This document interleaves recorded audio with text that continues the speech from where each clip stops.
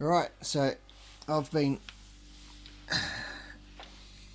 going over the heat pump here to get it ready for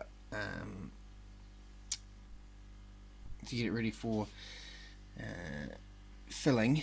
As you can see, there are quite a lot of components to here. This is the compressor here, all wrapped up in here, and this is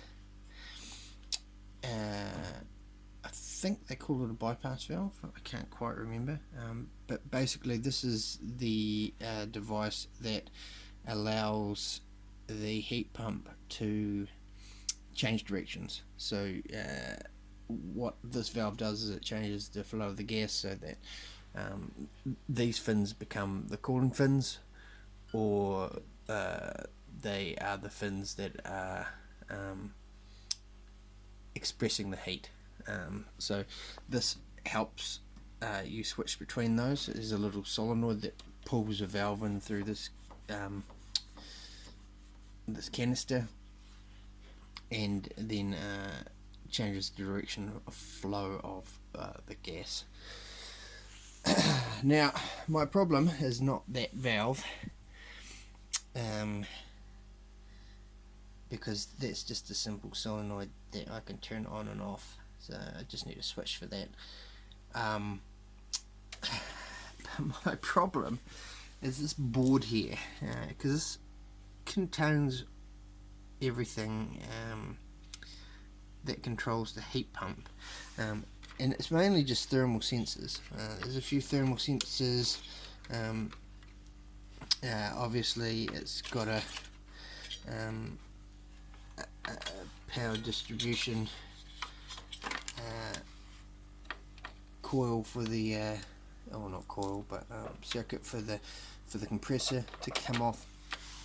But the main problem is this thing here, and this is an EEV, or an electronic expansion valve. Now the problem is the expansion valve controls the vapor release, or the condensing or expansion of the vapor. So you think of an aerosol can. When it comes out of here, it is a liquid, and then it has to go through an aerosol can nozzle, which makes it a gas, and that's what makes it cold. So, in layman's terms, it's not the right terminology, I know that, but it's this little thing here, and it's a stepper motor. And what happens is the stepper motor goes up and down based on temperature readings from this here, because on here is an electronic controller, and it controls the stepper motor. So in order for me to get that working, I need to create a new circuit to control that expansion valve, and that poses some significant difficulty because I don't know the rating of the EEV. Is there another one there as well? Oh no, it's the fan motor.